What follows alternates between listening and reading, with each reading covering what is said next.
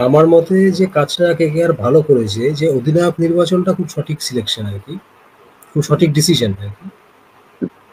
কারণ রাসেল নারিন তো থাকবেই। না থাকলে ওদের মানে মানে এদের কেকেআর ম্যানেজমেন্টের কপালের দুঃখ। স্যাকিং-ম্যাকিং হয়ে যাবে পুরো একদম। উপর লেভেলেই কেন? স্যাকিং হবে পুরো। কেন? কেন তো এইটা একটা ইন্টারেস্টিং ব্যাপার যে ওদের ফোর্থ ফরওয়ার্ডটা কে হয় কেকেআর এর? যে গত বছর বেশ কিছু ডিসিশন কিন্তু চন্দ্রকান্ত পণ্ডিতেরও ছিল যেটা মানে যেগুলো চেপে দেওয়ার চেষ্টা হয়। আর বাইরে বলা হয় যে সব গৌতম গম্ভীরেরই ডিসিশন।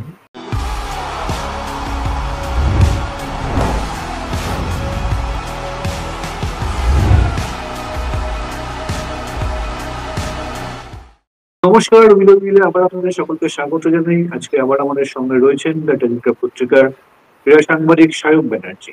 সায়ক, তোমাকে উইলে আবার স্বাগত। অনেক ধন্যবাদ পার্থ। আইপিএল 2025 শুরু হতে চলেছে। তার আগে আমি তোমাকে জিজ্ঞেস করবো যে গতবারের চ্যাম্পিয়ন কলকাতা নাইট রাইডার্স এবং এবার নতুন অকশন হওয়ার পর ঠিক এক্স্যাক্টলি কেমন শেপে আছে বলে তোমার মনে হয়, এবং তুমি নিয়মিত তাদের নেট সেশন দেখছো ইডেনে, তো কি মনে হচ্ছে এবারের কেকেআর কেমন তোমার? দেখো, কেকেআর সম্বন্ধে যেটা বলতে হয় যে তারা এবার তাদের কোর গ্রুপটাকে রিটেন করেছে। তার মধ্যে সুনীল নারায়ণ, আন্দ্রে রাসেল এই দুজন যে থাকবেনই সেটা আগেই জানা ছিল, নতুন কিছু নয়। এখন না করলেও টিমে থাকে ওরা, যাই হোক। হ্যাঁ, তো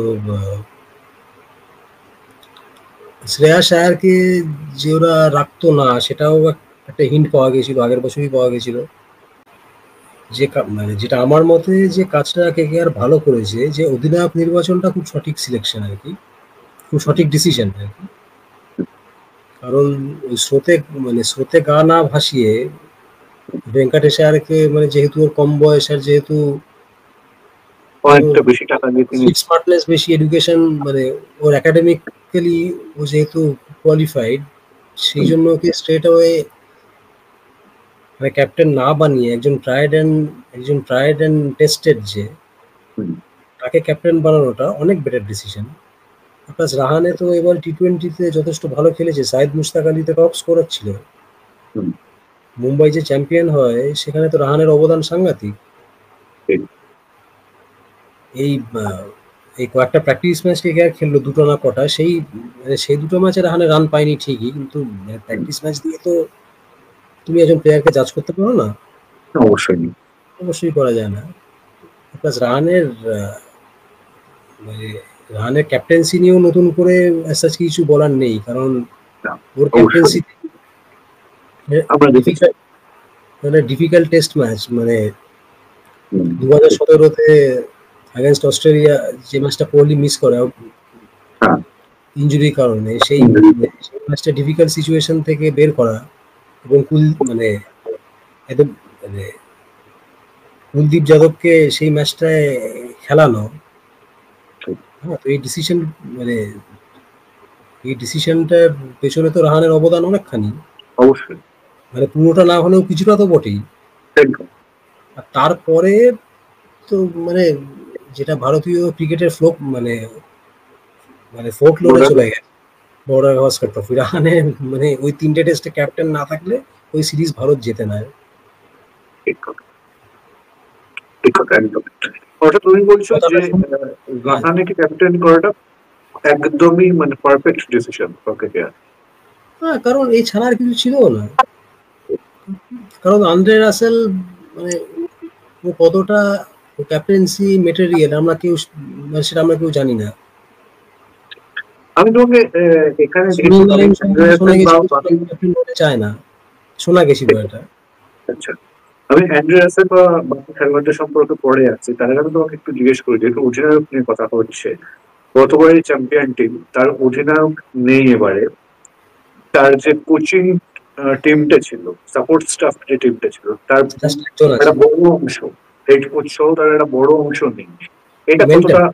না, হেড কোচ আছে। Head coach mentor. Mentor mentor নেই। মেন্টার এবং আরো কিছু সাপোর্ট স্টাফ তারা নেই। তো এটা কতটা ইম্প্যাক্ট ফেলবে বলে তোমার মনে হয়? এটার ইম্প্যাক্ট দেখো আলটিমেটলি তো মাঠে নেমে প্লেয়ারদেরই খেলতে হবে।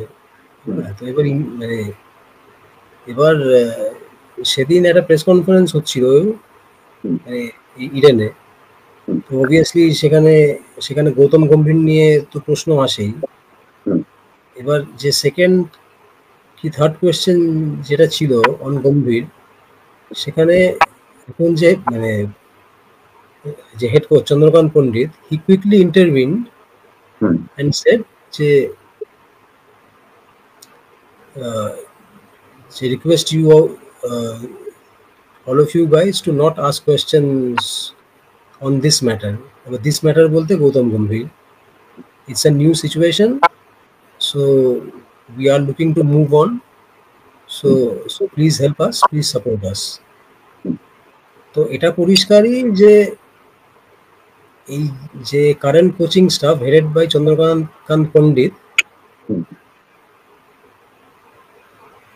মানে they are keen on moving forward instead of going back on মানে repeatedly on গৌতম গম্ভীর। বোঝাই যাচ্ছে এটা। কিন্তু এবার আমার সেটাই বক্তব্য, সেটা কতটা সম্ভব হবে বলে তোমার মনে হয়? দেখো এখন এখন প্রবলেমটা হচ্ছে যে মানে সবার আগে অ্যাডভান্টেজ যেটা, যে রাহানের মতো একজন এরকম cool and calm and composed captain ও থাকাটা একটা হিউজ অ্যাডভান্টেজ। এবার প্রবলেমটা হচ্ছে যে রাহানে এবার নিজে যদি ব্যাটে রান না পায় তখনই মুশকিলটা হবে। আর তুমি তুমি রাহানেকে খুব ভালো ক্যাপ্টেন হিসেবে মনে বলছো, ঠিক আছে, অবশ্যই রাহানে খুব ভালো একজন ক্যাপ্টেন, কিন্তু ফ্র্যাঞ্চাইজি ক্রিকেটে একজন ক্যাপ্টেনের কথা কতটা মান্যতা পায় দিনের শেষে? দেখো যে মাঠে ডিসিশন মানে অন দ্য স্পট ডিসিশন সেটা তো ম্যাটার করে। এবং রাহানে যে খুব ভালো বোলিং চেঞ্জেস গুলো করে বা ফিল্ড প্লেসমেন্ট সেটা তো আমরা আগেও দেখেছি। হ্যাঁ ঠিক আছে, টেস্ট ক্রিকেট আলাদা ফরম্যাট, কমপ্লিটলি আলাদা ফরম্যাট, কিন্তু তা বলে তোমার ফিল্ডিং পজিশন গুলো তো আর চেঞ্জ হয়ে যায় না। তোমার যদি মানে তোমার যদি যদি মনে হয় যে তুমি মিড অনটাকে আর একটু স্কোয়ার রাখবে, হ্যাঁ সে তো টেস্টেও রাখতে পারো, টি20তেও রাখতে পারো। তো এই সূক্ষ্ম মানে এই ছোটখাটো ডিসিশন গুলো একজন একজন ঠান্ডা মাথার ক্যাপ্টেন থাকলে অনেক সুবিধা হয়। বেশ, তোমাকে এরপরে যেটা জিজ্ঞেস করবো সেটা হচ্ছে গত বছরে কেকেআর যে পারফরমেন্স করে তার পেছনে সুনীল নারায়ণের পারফরমেন্স এটা ভীষণভাবে উল্লেখযোগ্য পারফরমেন্স। Economy rate 6.69। এক্স্যাক্টলি। তো তার আগের বছর ব্যাটারে সেভাবে সাফল্য পাননি, গত বছর যে সাফল্য পান সেটাকে অনেকেই সেই সময় বলেন যে গম্ভীর এফেক্ট। এবার আবার গম্ভীর নেই, আবার সে আমরা গম্ভীর প্রসঙ্গে হয়তো ফিরে গেলাম। তো তোমার কি মনে হয় মানে সুনীল নারায়ণ কতটা এফেক্টিভ হবে, নাকি লাস্ট ইয়ারটা একটা না গম্ভীর এফেক্ট বলতে এই যে সুনীল নারায়ণকে ওপরে মানে ওপেন করতে পাঠানো, এইটা বলা হতো যে এটা নাকি গম্ভীরেরই প্ল্যান। হ্যাঁ তবে আমি একজন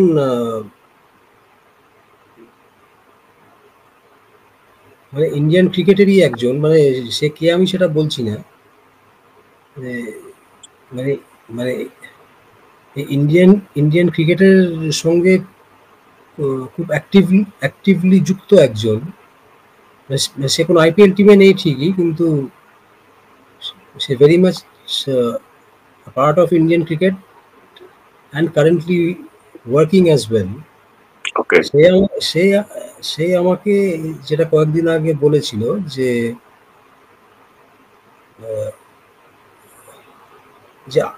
যে গত বছর বেশ কিছু ডিসিশন কিন্তু চন্দ্রকান্ত পণ্ডিতেরও ছিল যেটা মানে যেগুলো চেপে দেওয়ার চেষ্টা হয়, হুম। আর বাইরে বলা হয় যে সব গৌতম গম্ভীরেরই ডিসিশন। আচ্ছা। তো এটা ঠিক কিনা আমি জানি না, হুম। কিন্তু এই সুনীল নারিনকে দিয়ে ওপেন করানো এটা সত্যি মাস্টার স্ট্রোকই বলা যায়। এবার সেই ডিসিশনটা যেই নি, হয়তো গম্ভীরই নিয়েছে, হুম। কিন্তু সেই ডিসিশনটা মানে যে কতটা ভালো সেই নিয়ে কোনো সন্দেহ নেই। এবং এই সিজনেও হয়তো মানে Narine will continue as an opener, ওর সঙ্গে হয়তো ডিকক ওপেন করবে। ওকে। মানে মানে এবং ফিল বলা সল্টের যাচ্ছে ব্যাপারটা কতটা ইম্প্যাক্ট করবে? না, ডিকক তো আছে। আচ্ছা। হ্যাঁ, ওভার। তুমি বলতে পারো যে দুজনেই লেফট হ্যান্ড হয়ে যাচ্ছে, মানে লেফট রাইট কম্বিনেশনটা নেই সেটা বলতে পারো, কিন্তু মানে at the end of the day দুজনেই খুব ভালো হিটার। ডিকক মানে ডিকক নিয়ে কোনো সন্দেহ নেই, কত ভালো হিটার সেটা সকলেই জানে। অবশ্যই। ওভারঅল টিমটাকে নিয়ে তোমার কি মনে হয়? কিন্তু বোলিংটা তো ভালোই নিশ্চয়ই, মানে প্লাস বরুণ চক্রবর্তী এফেক্ট। ও তো এখন বলুন আরো তো। মানে ও তো এখন আরো শার্পার এখন। ইন্ডিয়া খেলে এক্স্যাক্টলি। প্লাস হর্ষিত রানাও গত বছরের তুলনায় ও আরো বেশি এখন, মানে ওই এবং যেহেতু কনফিডেন্সটা অনেক হাই আছে, থাকবে। অনেক কনফিডেন্স অনেক হাই থাকবে, অনেকটা হাই থাকবে। অস্ট্রেলিয়া খেলে এসছে, দুটো টেস্ট ম্যাচ, তারপর চ্যাম্পিয়ন্স ট্রফি উইনিং স্কোয়াডের মেম্বার। তো এক্স্যাক্টলি। এই দুজনের তো প্রেজেন্টটা অনেকটা মানে অনেকটা বড় ফ্যাক্টর এই দুজনের প্রেজেন্সটা। ঠিক ঠিক। প্লাস আরেকটা যেটা addition of Rovman Powell and Moeen Ali.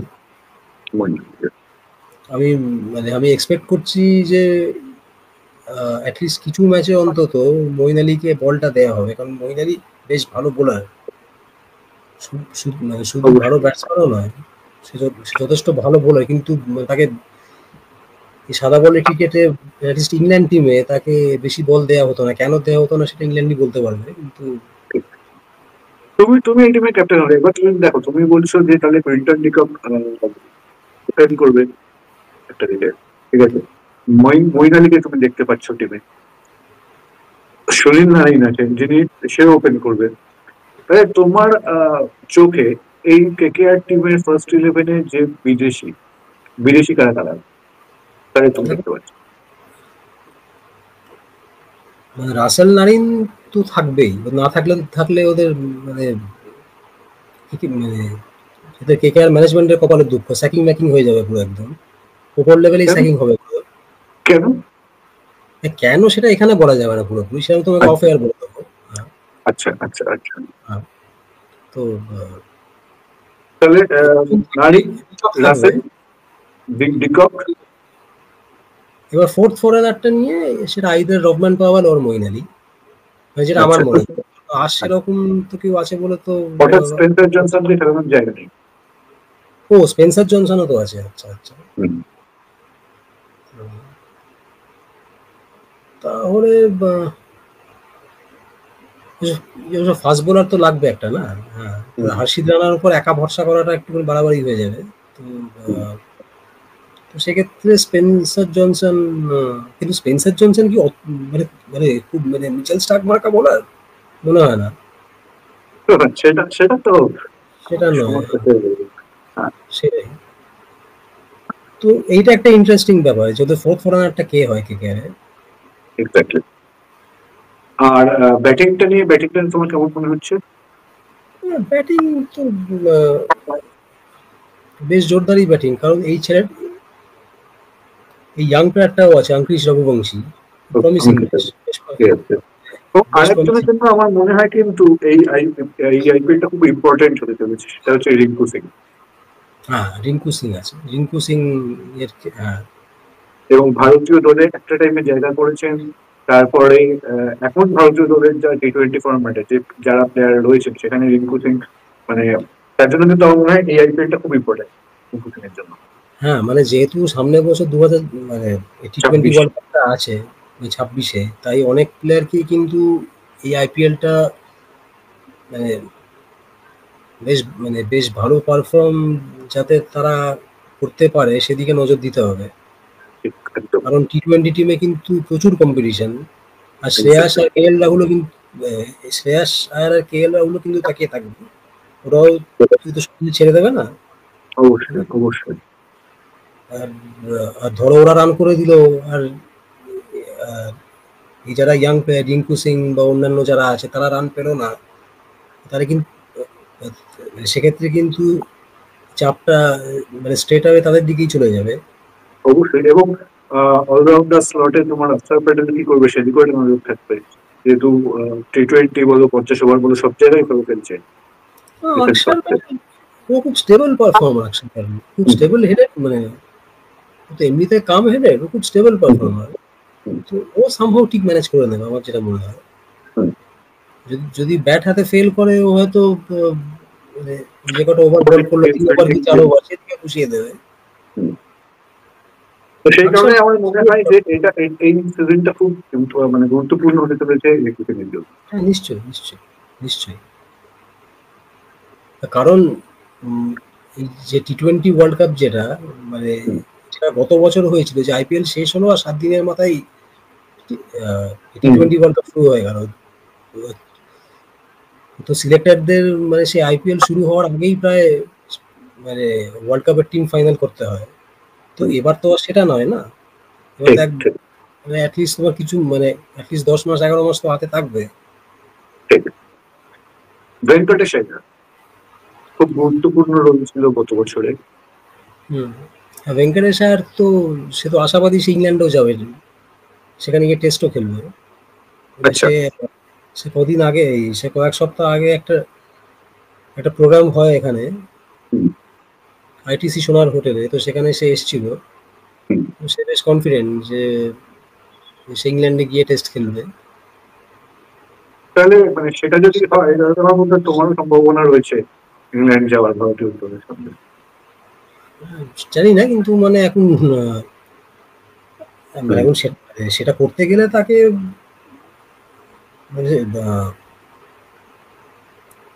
At least কিছু ইম্প্যাক্টফুল ইনিংস তো খেলতেই হবে আইপিএল এ। এটা এটা এটা ঠিক আছে, ইম্প্যাক্টফুল ইনিংস উনি খেলবেন, ভালো পারফর্ম করবেন, সব ঠিক আছে। আপনি এটা এটা সিরিয়াসলি বুঝতে পারছেন কোন স্লটটা ভাবছেন, কোন স্লটটা টেস্ট টিমে জায়গা করতে হলে, যদিও টেস্ট টিমে ব্যাটাররা ভালো খেলছেন না সেটা মেনে নিও, কিন্তু সেখানে আরো অনেক কম্পিটিটর রয়েছে যারা যারা ভেঙ্কটেশ আইয়ারের থেকে অনেক ভালো খেলেন। শার্দুল ঠাকুরই তো আছে, হ্যাঁ, ও সে কাউন্টি খেলবে, এবং শার্দুল ঠাকুর তুমি আলটিমেটলি দেখবে হয়তো ইন্ডিয়া স্কোয়াডেও জায়গা করে নেবে। হ্যাঁ, এবং লাল বলের জন্য তুমি রজত পাটিদারকে চেষ্টা করা হয়েছে লাস্ট ইয়ারে, সাই সুদর্শন আছে, পার্টিকালকে দিয়ে চেষ্টা করা হয়েছে। সেটা না হঠাৎ করে আমি জানি না কোন অঙ্কে, আমি তো কোন অঙ্ক সেটা করে ওর দেখতে পাচ্ছি কনফিডেন্স, ও তো দেখো না। একটু খেলার কনফিডেন্স হতে এবার আশা করতেই পারেন সেগুলো। একাডেমিক্যালি ও খুব খুব কনফিডেন্ট আর কি, মানে একাডেমিক্যালি ও খুব কোয়ালিফাইড। আচ্ছা, তো সেই কনফিডেন্সটা আরো আরো এনহ্যান্সড হয়ে যায়, আর সেটা ওর ওর ওর কথাবার্তা দিয়ে সেটা বেরিয়ে আসে। ওকে। যাই হোক, এইবারে এই সিজনে আমরা আইপিএল এই সিজনে তুমি কেকেআর কে কতদূর দেখতে পাচ্ছ? প্লে অফে এবং এবারে চ্যাম্পিয়ন, এবারে ফাইনাল কিন্তু ইডেন, সেই ফাইনালে কি? যাওয়া উচিত, ক্রিকেট অ্যাটলিস্ট প্লে অফে যাওয়া উচিত, তারপর তো এনিবডিজ গেম। প্লে অফে যাবে আমার মনে হয়, অ্যাটলিস্ট প্লে অফে যাবে, কারণ টিমটার ওভারঅল বরুণ চক্রবর্তী এফেক্টটা তো আছেই না। একদম। শেষ একটা প্রশ্ন যেটা ক্রিকেটের জন্য খুব গুরুত্বপূর্ণ হতে হয় প্রত্যেক বছরই, এবছর এখনো বল পড়েনি, তার আগেই জিজ্ঞেস করছে যে ইডেনের এবারে উইকেট কে দেখছো, কেমন মনে হচ্ছে? বা তোমার নিশ্চয়ই কথাবার্তাও হয়েছে পিচ ক্রিকেটারের সঙ্গে। এখন টিপিক্যাল টি-20 উইকেট আর কি, আচ্ছা, পিছে রান থাকবে ভালো, কিছুটা হেল্প বোলাররাও পাবে। টিপিক্যাল ইডেন টিপিক্যাল টি-20 উইকেট, সে আচ্ছা, আগে যেরকম স্লো উইকেট হতো সেটা আমার মনে হয় না হবে, আগের বছরও হয়নি। এবার যে ইন্ডিয়া ইংল্যান্ড টি-20 যে টি-20 ম্যাচটা দেখলে সেখানেও তো এবং ইংল্যান্ড অত খারাপ ব্যাট করলো তাই, Exactly. এবং সেটা স্লো উইকেট কোনোভাবেই ছিল না সেটা। অনেক ধন্যবাদ শাহরুখ আমাদের এতটা সময় দেওয়ার জন্য। আশা করি খুব তাড়াতাড়ি তোমাকে আইপিএল সংক্রান্ত অন্য কোনো অনুষ্ঠানে পাবো। অনেক ধন্যবাদ।